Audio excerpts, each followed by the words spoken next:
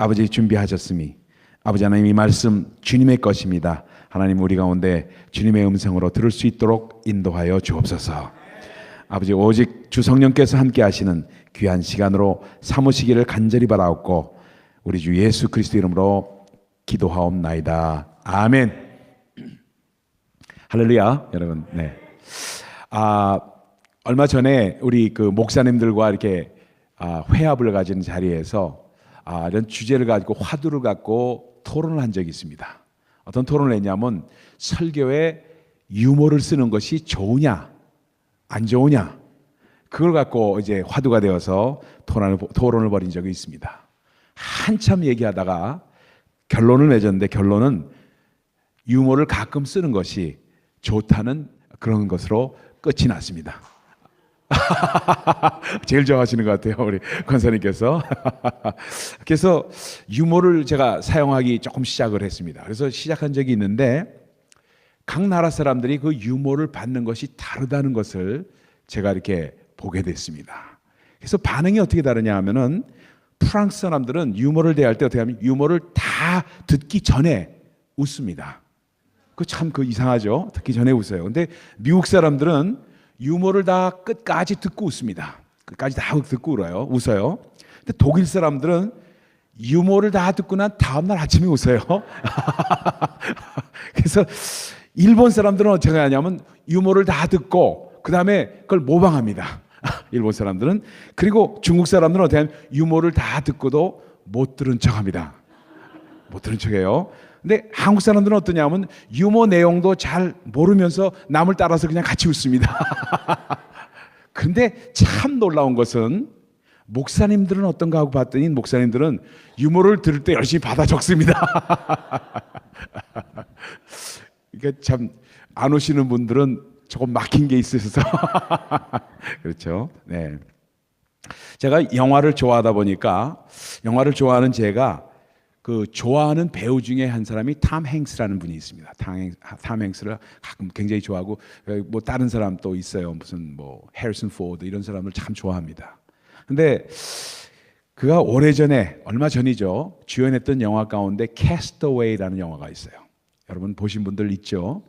그런 것들은 좀 보시는 것도 괜찮아요. 네, 아무리 거룩해도 괜찮아요. 네, 그래서 캐스터웨이라는 영화가 있는데 영화가 내용이 어떤 내용이냐면 탐 행스가 페더럴 익스프레스 그 직원으로 나옵니다. 직원으로 나오면서 그 사람이 비행기를 타고 이제 어느 지역으로 이렇게 우편물을 운송하는 그런 잡인데 비행기가 가다가 추락을 해요. 비행기가 추락을 해가지고 어디로 가냐면 무인도에 그렇게 표류를 하게 됩니다.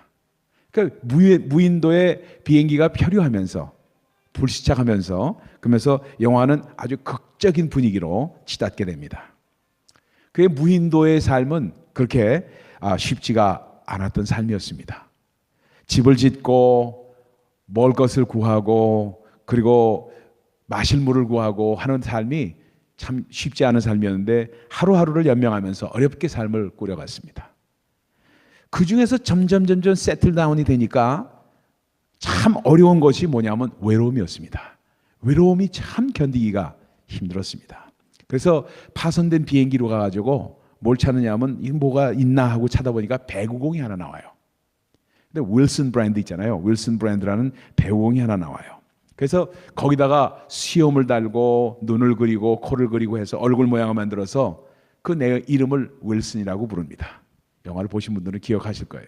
그래서 Hey Wilson, good morning 하면서 그와의 대화가 이루어지는 삶을 살기 시작합니다. 그래서 외로움을 이겨나가는 삶을 삽니다. 그런 어느 날이었어요. 무인도에서 사는 삶이 너무나도 정말 힘드니까 그 삶을 정리하고 어떻게든지 육지로 가야 되겠다는 마음으로 가고 돛담배를 만듭니다. 나무를 깎아가지고 돛담배를 만들고 간단히 먹을 것과 식수를 싣고 윌슨을 태운 후에 돛담배를 저어나가기 시작합니다. 얼마가 지난 후에 갑자기 비바람이 몰아치고 폭풍이 몰아치고 엄청난 파도가 옵니다. 그 파도에 다 내려가는데 그것만은 지키고 싶었던 윌슨이 떠내려갑니다. 그래서 사활을 걸고 이 윌슨을 구하려는 탐 행스의 몸부림이 시작됩니다. 마침내 윌슨이 도대체 저게 할 수 없어서 마침내 점점 더 떠내려가니까 통곡을 합니다. 그때 그냥 윌슨, I miss you. 그 다이를 떠나간 다음에 안 보이니까 I miss you, I lost you, I'm sorry 하면서 그냥 거기서 통곡을 하는 톰 행스의 그 연기가 기가 막힙니다. 기가 막혀요. 제가 그걸 보면서 느낀 것이 있어요. That's worship. 그게 뭐 예배다 이거예요. 예배. 예배의 모습은 다른 것이 아니라 저게 톰 행스가 하던 그 모습이 어찌 보면 예배다 하는 마음이 딱 오는 거예요. 그러면서 미국 찬양 가운데 한 곡이 마음 가운데 딱 다가와요. 이런 노래예요. 제가 목이 쉬어서 좀 하지만 This is the air I breathe. This is the air I breathe. Your holy presence living in me. 이런 곡이에요. 이게 무슨 얘기냐면 내가 호흡하는 공기 속에서 주님의 임재가 내 안에 있습니다. 그러면서 이렇게 나갑니다. And I'm lost without you. I'm desperate for you. 이런 곡이에요. 그러니까 나는 주님이 없이는 내가 갈 길을 알지 못합니다. 주님을 간절히 내 삶 가운데 원합니다. 그런 곡이에요. 이게 사실은 예배입니다. 하나님께서 인간과 소통하는 방법으로 예배라는 시스템을 주셨어요. 이 만들어 놓으신 이유가 어디 있냐면 회복 때문입니다. 회복. 그러니까 우리는 전부 더럽습니다.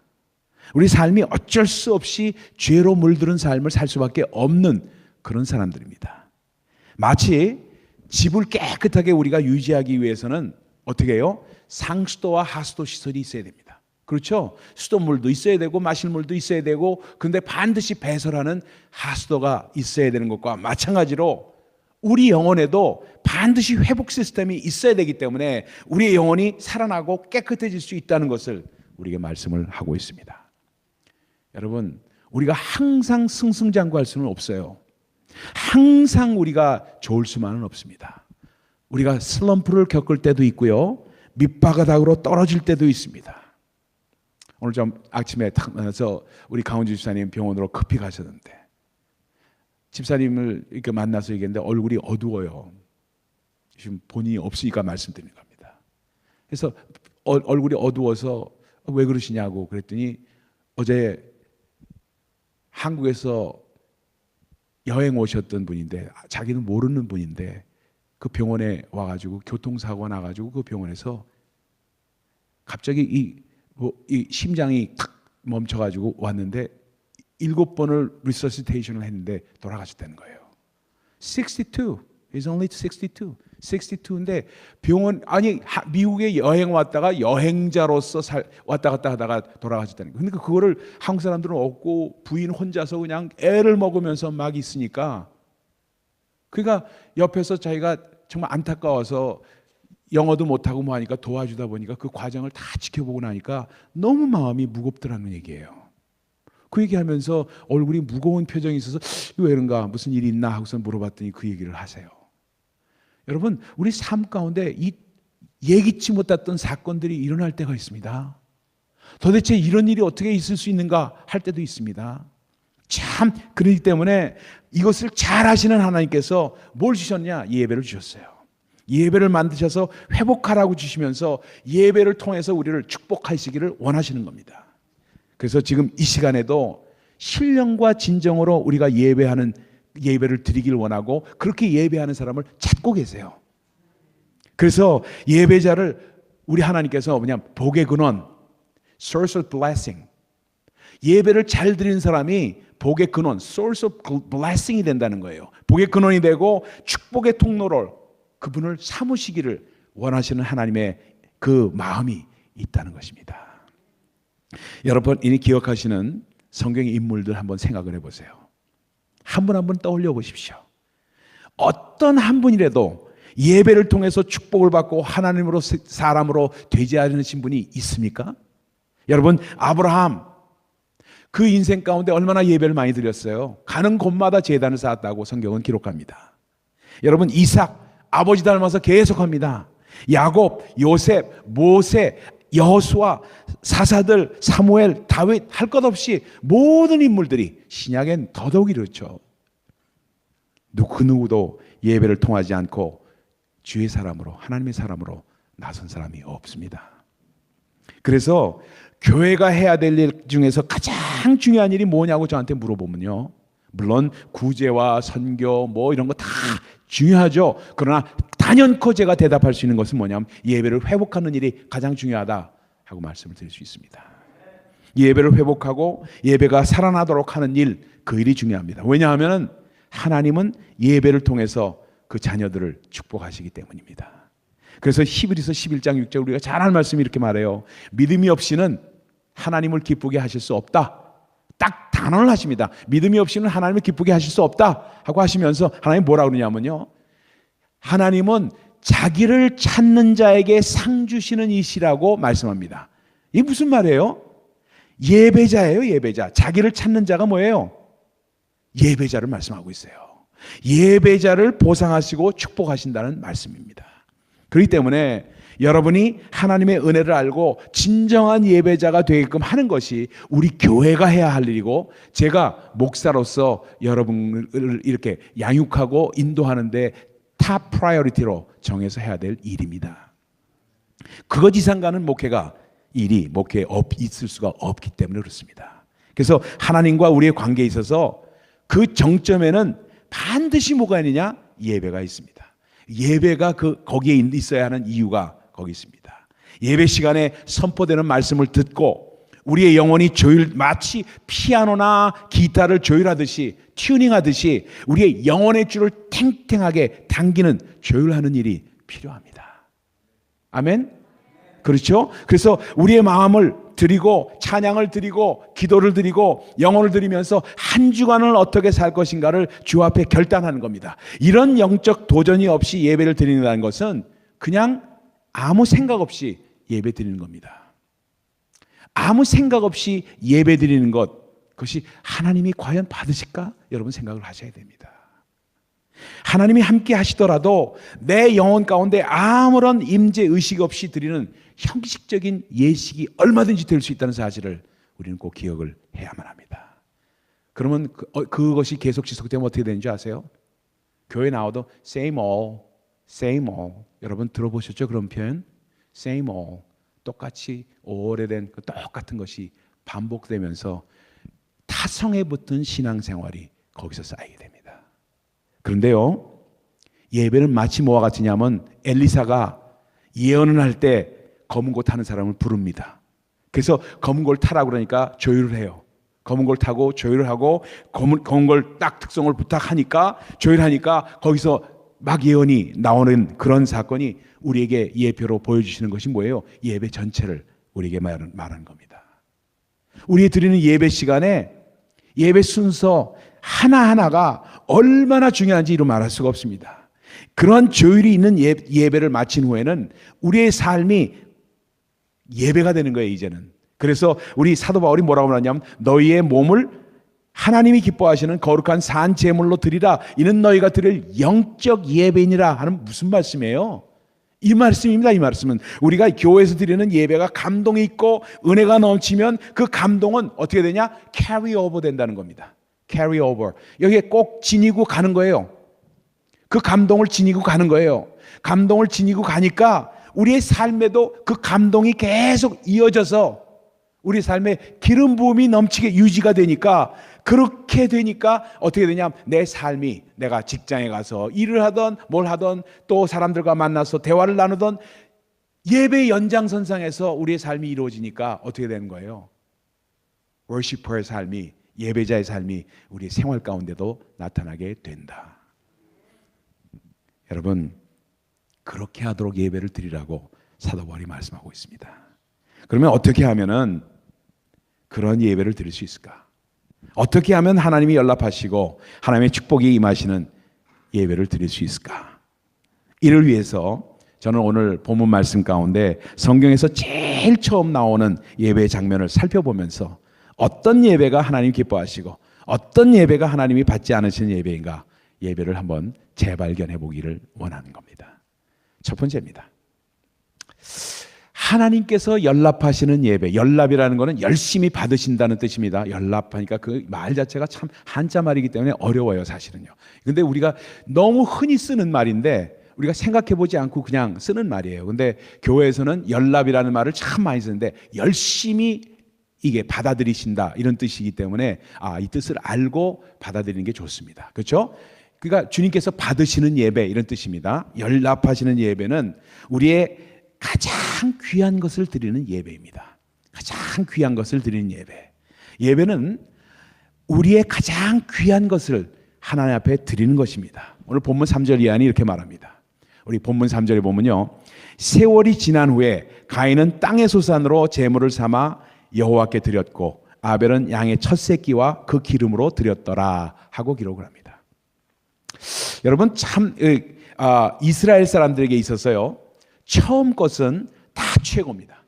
처음 것은. 그래서 장자 우선주의가 아주 이스라엘 사람들에게는 아주 높았던 겁니다. 그러니까 처음 것은 다 첫 태생은 정말로 다 좋은 겁니다. 그래서 하나님께서는 그것을 출애굽기 13장 2절에 아주 명확하게 말씀하십니다. 뭐라고 말씀하시냐면 이스라엘 자손 중에 사람이나 짐승이나 물어나고 첫 태생은 다 거룩히 구별하여 내게 돌리라.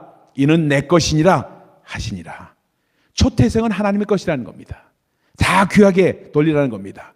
그러니까 아벨이 어떻게 했냐면 첫 태생인 가장 귀한 것 하나님의 것을 주님께 드린 것입니다.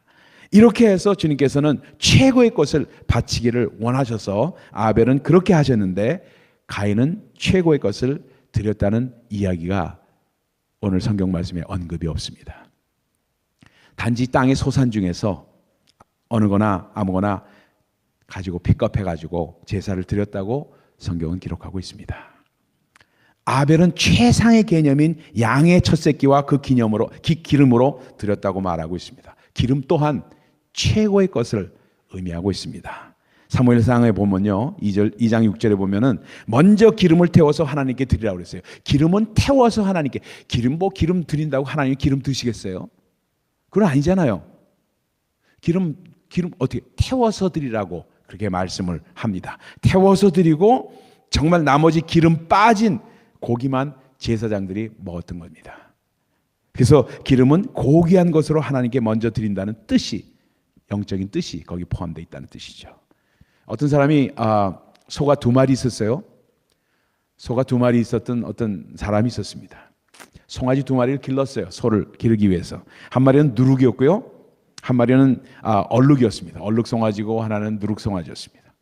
평소에 이 2마리 중에서 한 마리는 주님께 드린다고 남편이 맨날 얘기했기 때문에 부인이 그렇게 받아들이고 알았습니다. 그래서 부부간에 다짐을 했어요. 그래서 부인이 묻습니다. 남편한테. 여보, 얼룩이와 누룩이 중에서 하나를 빨리 결정해야 되지 않겠어요? 어떤 게 하나님 거예요? 하고 얘기하니까 남편이 대답을 합니다. 그건 중요치 않아. 나중에 결정하지. 하고 미뤘습니다. 얼마 후에 마을에 전염병이 번졌어요. 전염병이 번지니까 송아지 2마리 중 한 마리가 죽었어요. 그것을 발견한 남편이 부인한테 말합니다. 여보, 오늘 하나님께 드릴 송아지가 돌아가셨어. 이것이 우리 인간의 모습입니다. 우리 인간의 모습이 이렇습니다. 하나님께 다 드릴 것 같이 그렇게 생각하지만 정작 중요한 것은 모두 내 주머니에 남겨둡니다. 그렇죠? 예배의 첫 원리는 가장 귀한 것을 드린다는 겁니다. 그러면 어떻게 적용할 것인가? 저는 이렇게 생각해 봤어요. 목사는 그 주간에 가장 귀하게 여기는 말씀을 전하는 겁니다. 그 메시지를 전하는 거예요. 오늘이 마지막 말씀을 전하는 기회라는 심정으로 전하는 거예요. 가장 귀한 것으로, 만약에 내일이 없다고 치면은 오늘 마지막으로 드리는 말씀이 뭘까 생각하면서 매주 말씀을 선정해서 드리는 겁니다. 내일을 위해서 남겨두지 않는 거예요. 가장 귀한 것을 하나님께 드리는 겁니다. 여러분, 제가 왜 목소리가 쉰 줄 아십니까? 물론 기도도 있고 찬양도 있고. 왜냐하면 참 이게 좀 그래요. 어떤 집회를 하거나 뭘 하거나 하면은 여러분 정말 설교하고 나고도 목이 가끔 잠기거든요. 왜 그러냐 하면요, 왜 그러냐면 나중을 위해서 남겨두고 싶지가 않아요. 나중을 위해서.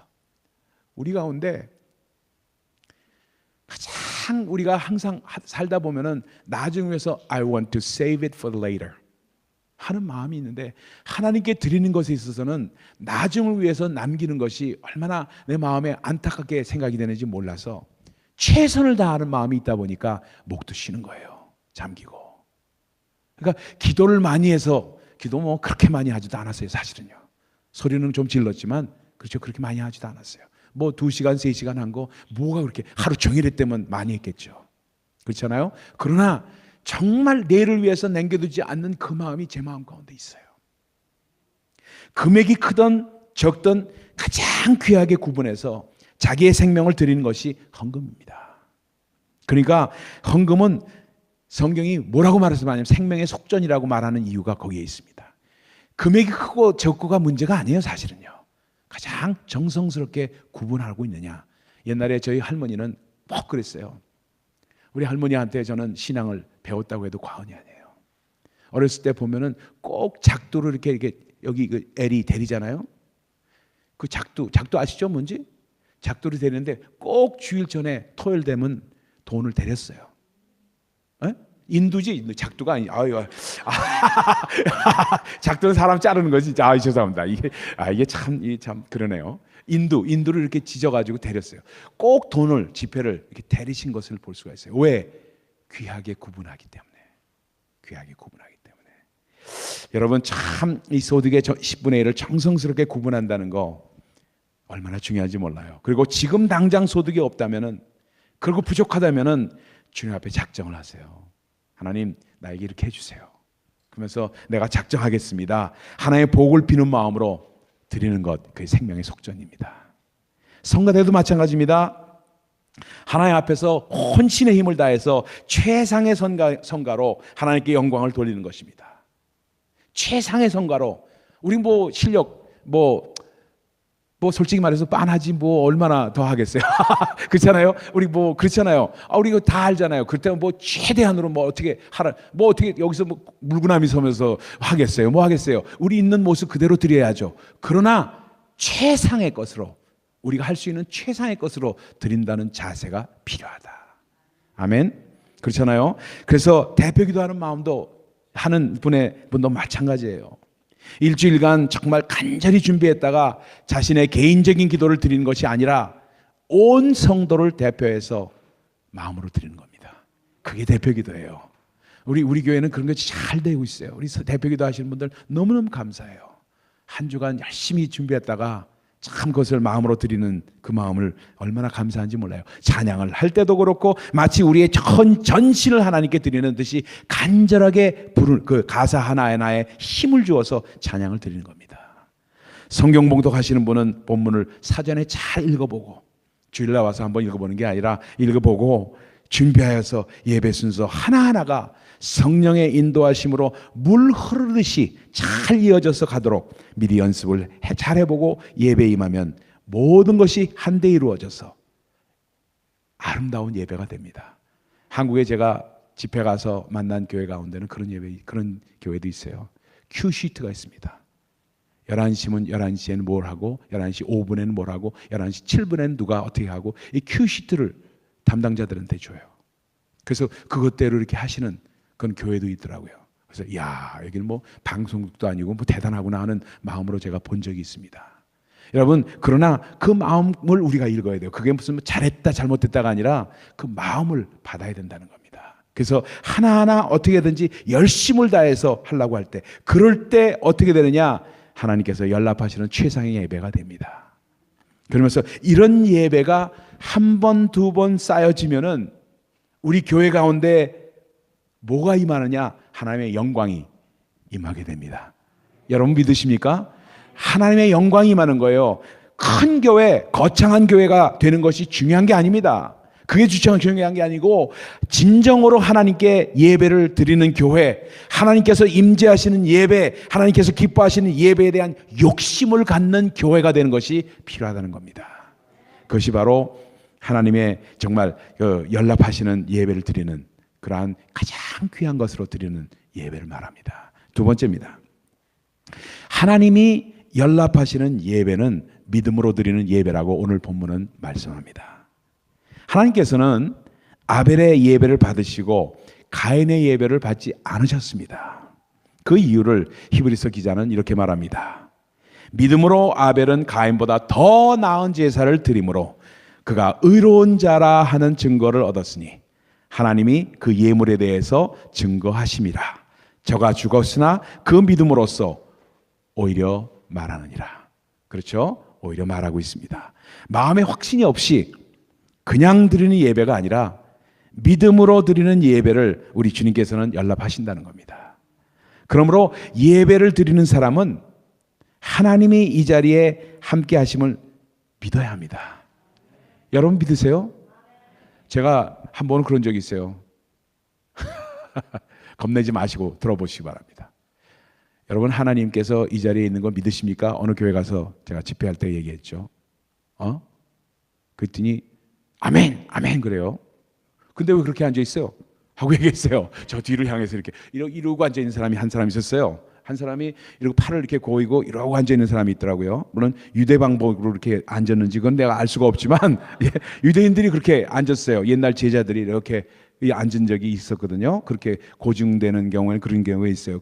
유대식으로 앉았는데 우리가 보기에는 겸손하지 못한 자세로 앉아 있는 자세로 있고 또 어떤 사람은 이렇게 눈을 감고 이렇게 있고 뭐 이렇게더라고요.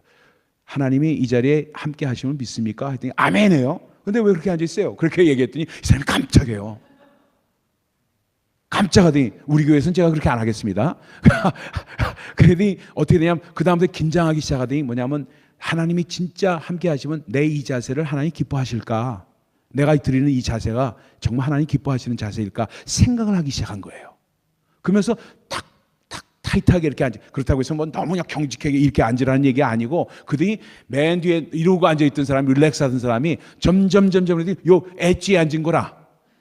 엣지에 앉아가지고 이러고 그냥 눈을 부라리고 그냥 이렇게 앉은 그 모습을 보면서 야 하나님께서 만약에 우리의 모습을 일거수일투족을 보시는 것이 예배 가운데 정말이라면 그리고 지금도 그렇게 우리의 마음의 자세가 달라져야 되지 않겠냐는 거예요. 그래서 우리의 예배를 지금 이 시간에 받고 계신다는 사실을 믿으라는 겁니다. 그래서 믿음은 뭐와 같으냐면 기대와 같아요.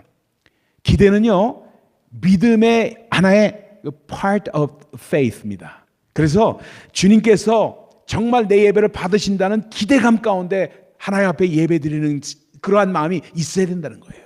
그래서 예배를 통해서 이 문제가 해결된다는 내가 가진 문제가 해결된다는 그런 기대감을 갖고 예배를 드리기 시작하는 거예요. 그리고 내가 가지고 있는 이 더러운 질병이 깨끗하게 고쳐짐 받을 수 있다는 그 예배 가운데 그러한 기대감을 갖고 하기 시작하는 겁니다. 그래서 말씀드린다 여러분 expect a miracle. expect a miracle. 이적과 표적을 여러분 기대하시기 바랍니다. 기대하셔야 돼요. 기대하시는 자에게 하나님 임하십니다. 믿음은 전혀 보이지 않는 것을 보이게 하고 전혀 없는 것을 있게끔 하는 것 이것이 믿음입니다 여러분.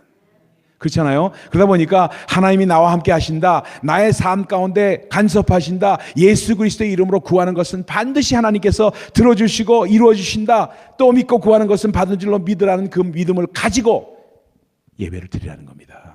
여러분 앞에 서 있는 이 목사 부족하기 짝이 없어요. 부족하기 짝이 없습니다. 근데 말입니다. 한 가지 저한테 하나님 기뻐하시는 게 있어요. 제가 분명히 알아요. 정말 하나님께서 이것만큼은 이강 목사를 통해서 기뻐하시는 게 있구나. 이건 알아요. 뭐냐면요. 저는 삶 가운데 뭐 하나님께서 원하시는 삶, 그렇지 못한 삶도 많이 살았죠. 그렇죠? 뭐 어떻게 제가 뭐 세인트도 아니고 그렇잖아요. 그래서 살았지만 단상 앞에 섰을 때, 단상 앞에 사람들 앞에 섰을 때 하나님의 말씀을 증거해야 되고 그리고 그때 기도회를 인도하든가 정말 뭐 어떤 일이 있어서 이렇게 했을 때 그때는요 제가 반드시 믿는 게 있습니다. 뭘 믿는지 아십니까? 하나님이 나와 함께 하신다는 걸 너무나도 믿어요. 너무나도 믿어요. 하나님이 나와 함께 하시고 내가 전하는 이 말씀을 하나님이 듣고 계신다. 이 자리에 앉으셔서 지금 이강 목사의 설교를 듣고 계신다는 걸 믿어요. 왜? 그때 한번 환상으로 제가 봤거든.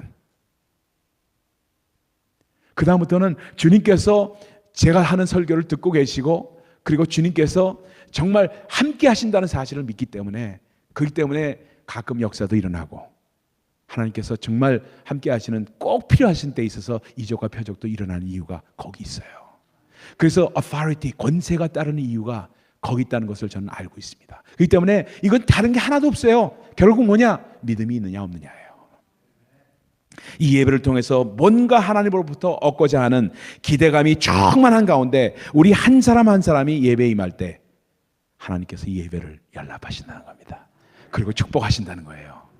마지막 세 번째입니다.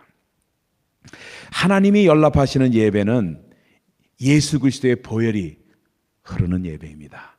다시 한번 정리를 해봅시다. 오늘 본문 말씀 가운데 우리가 세 가지 그 키 엘리먼트를 어떻게 해요? 하나님이 연락하시는 예배 첫째는 뭐였죠? 가장 귀한 것을 드리는 겁니다. 다시 알아봅시다. 가장 귀한 것을 드린다. 두 번째는 믿음으로 드린다. 세 번째는 지금 하는 거 뭐예요? 예수의 보혈이 흐르는 예배다. 보혈이 흐르는 예배. 여러분, 성경 전체 관통하에서 흐르는 것이 있습니다. 성경을 읽어보면 전체적으로 관통하는 게 있어요. 몇 가지가 있지만 그 중에 아주 중요한 것 중에 하나가 예수 그리스도의 보혈입니다. 오늘 아벨이 드린 제사에도 피가 흐른 것은 왜? 첫 태생인 양을 잡아서 드렸거든. 그렇죠? 드릴 때 어떻게 돼서 잡아서 드렸으니까 sacrificing 했잖아요. 그러니까 뭐예요? 피가 흐렸던 겁니다. 피를 같이 드린 거예요. 그러니까 창세기 3장에는 아담과 하와에게 짐승의 가죽으로 옷을 해 입히시는 하나님의 모습이 나오는데, 이건 바로 피를 흘리시는 모습을 우리에게 예표로 보여주신 장면입니다. 그리고 창세기 4장 오늘 본문 말씀에 아벨이 양의 첫 새끼를 들여서 피를 흘려서 하나님께 드리고 있는 모습입니다. 여러분, 피에는 생명이 있습니다. 피에는 생명이 있어요. 제가 그래서 선짓국을 참 좋아했었거든요. 근데 가끔 이것 때문에 선짓국을 먹는 게 좀 깨름직해지기 시작했어요. 선짓국 뭔지 알죠? 그거는 잘못 말하지 않았죠? 선짓국, 예. 아까 작두로 잘못 말해가지고 창피를 받지만 선짓국을 먹는 거를 참 좋아하다가 선짓국이 어느 순간에 피에는 생명이라는데 이걸 먹어도 되는가 하는 마음에, 그래서 하나님 앞에 기도를 드렸어요. 하나님, 이거 먹어도 됩니까? 혹시 선짓국 내가 좋아하는 건데 먹어서 하나님께 죄스러운 거 아니겠어요? 어디 야 이놈아, 이제는 먹어도 된다 하고 말씀을 해서 그 다음부터 열심히 또 선짓국 먹습니다. 근데 여러분, 이 참 그렇기 때문에 성경은 선언해요. 피 흘림이 없이는 사심이 없다. 우리 하나님께서는 인간들에게 자신을 보여주시는, 그 소개하시기 위해서 피를 흘리셨어요. 이게 하나님은 영이시기 때문에 우리의 육안으로 볼 수 없는 하나님이십니다. 그런 하나님께서 육신을 입으시고 자신의 첫인상, first impression을 뭐로 주셨냐? 피로 주신 거예요. 하나님은 피로써 자신을 세상에 보여주신 것입니다. 하나님의 피 속에는 인간을 향한 하나님의 열심이 있습니다. 그래서 열납이라는 열심의 열자가 아주 중요한 열자입니다. 피 속에는 하나님의 사랑이 있고 용서가 있고 위대한 계획과 축복이 있습니다. 이 피는 하나님과 인간 사이의 계약이고 하나님의 뜻을 피로 밝힌 온전한 약속입니다. 그렇기 때문에 우리 인간은 피 없이 하나님과 대화를 할 수가, 소통이 안 된다는 거예요.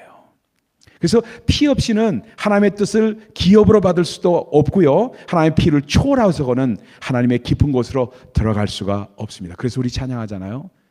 보혈을 지나 하나님 품으로, 우리 찬양하잖아요. 근데 의미를 온전하게 우리가 이해하면서 찬양하는 거하고 이해하지 못하면서 찬양하는 것은 다릅니다. 그렇죠? 보혈을 지나서 보혈 가운데 보혈이 있는 예배를 드린다는 것이 그럼 우리 삶 가운데 어떻게 나타나느냐가 너무나도 중요하다는 거예요. 예배 피 없이는 결코 성령에 감동될 수도 없고 하나님의 관심은 오직 예수의 피를 가지고 나눈 사람들에게 있기 때문에, 그 예배자들에게 있기 때문에 그걸 축복하기 위해서 그 예배의 피가 필요하다는 겁니다. 이 피를 가지고 드리는 예배에는 하나님께서 연락하신다는 거예요. 우리에게 모든 것을 송질 있게 주시며 우리를 사랑하신 예수 그리스도, 그분의 사랑과 열심에 감동하며 우리의 모든 것을 드려 헌신하는 것이 바로 피가 흐르는 예배입니다. 자, 이걸 우리에게 적용을 해봅시다. 이렇게 쭉 얘기하면 그렇지 하지만 내 삶 가운데 어떻게 적용이 안 돼요. 피를 어떻게, 그러면 뭐 양푼에다 받아서 가져가라는 얘기인가? 아니면 어떻게 하면 피를 흘릴 수 있는가? 피 흘리는 예배가 우리 삶 가운데 어떻게 나타나는가? 이게 잘 안 돼요.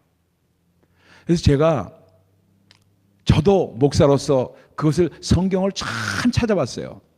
현대적인 의미에서 피를 가지고 나가는 예배를 어떻게 드려야 되느냐, 이걸 갖고 얼마나 고민했는지 몰라요. 여러분, 저는 이런 거 갖고 고민합니다. 이게 그냥 하나의 말씀을 선포하는 정도에서 끝나버리면은 그 말씀은 알겠는데 이 말씀이 우리 삶 가운데 어떻게 나타나느냐, 어떻게 내가 적용할 수 있느냐, 이게 말씀이 해석이 안 되고 내가 경험하지, 목사로서 제가 경험하지 못한 말씀을 여러분에게 증거하는 그것뿐이 지나지 않아요. 그래서 그게 고민이 됐어요. 그래서 하나님 앞에 기도를 합니다. 하나님, 이걸 어떻게 이해하고 어떻게 제가 해석해서 제 삶 가운데 우리 성도들과 나눠야 될까요? 하고 새벽마다 기도한 적이 참 여러 번 있었어요. 그런데 어느 날 성령께서 깨달음을 주신 거예요. 이 피를 가지고 드리는 예배는 이런 예배다는 거예요. 찬송을 부르고 또 부르고 목청을 다하여 불러도 늘 부족한 것뿐이 없는 심령이 되는 것, 이거 피가 흐르는 찬송입니다. 그런 찬송 들어본 적 있으세요? 부르고 부르고 또 불러도. 그걸 어디서 깨달았는지 아세요? 나가수 프로 보면서 깨달았어요. 나가수. 나는 가수다, 알죠? 나가수라니까 여러분들 그것도 잘 모르시나? 나는 가수다 프로그램 있잖아요. 이거 부르는데 제가 한 사람이 인터뷰하는 과정을 봤습니다. 나가수에 출연해서 한 곡 다른 가수가 불렀던 노래를 갖다가 그 사람이 부르는데 그거를 몇 번 들었냐면 500번을 들었대요. 그분 말씀이에요. 500번을 들었대요. 500번을 듣고 그걸 자기가 500번을 불러봤답니다. 1000번을 부른 거예요. 그러니까 말하자면 500번을 듣고 500번을 불러봤다는 거예요. 그러면서 자기의 스타일이 나오고 거기에 영감이 붙고 하면서 노래를 했다는 거예요. 혼신의 힘을 다했다는 겁니다. 그러니까 찬양을 드리고 목청을 다해서 드리고 했던 그거예요. 제가 그 좋아하는 가수 중에 한 사람이 조용필이라는 가수가 있습니다. 제가 제 스타일은 아니지만 그래도 돌아와요 부산항에 이렇게 찬양이라는 말이 자꾸 나와서 안 되지만 노래가 하잖아요. 근데 그 형님이, 제가 옛날에 형님으로 삼았던 적이 있어요. 한번 만나서. 그래서 그분이 저보다 연배가 위시니까 제가 형님이죠. 그분이 딱 말을 하는데 뭐라고 얘기를 하는지 한번 깜짝 놀랐습니다. 그때 했던 노래가 무슨 노래냐면 한만원이 세상, 그런 노래 있죠? 그런 노래 했죠? 그분이. 그걸 하기 위해서 이 사람이 창을 배우러 다녔대요. 창을. 그래서 창을 배우면서 그거를 연습하는데 1000번, 2000번을 연습하면서 나중에 피를 쏟았답니다. 피를. 목청이 터져가지고 피가 나오더래요. 그걸 보면서 너무 깜짝 놀랐어요. 깜짝 놀랐어요. 가수인데 노래 자기가 생업이, 지금 보통 하는 것도 잘하는 사람인데 그걸 더 잘하기 위해서 피를 쏟으면서 연습을 했던 이 과정을 보면서, 그리고 나가수의 임재범 씨의 얘기를 들으면서, 임재범 씨 누군지 알죠? 여러분 오늘 내가 하면서 하잖아요. 그 사람이 했던 이야기, 무슨 얘기를 들으면서 저는 깜짝 놀면서 깨달은 게 이거예요. 피가 흐르는 예배, 우리가 드리는 예배가 어떠냐 이거예요. 세상에 있는 그런 사람들도 그렇게 하는데 나는 목사로서 제대로 하고 있는가? 이게 얼마나 회개인지 아세요? 얼마나 회개인지 아세요?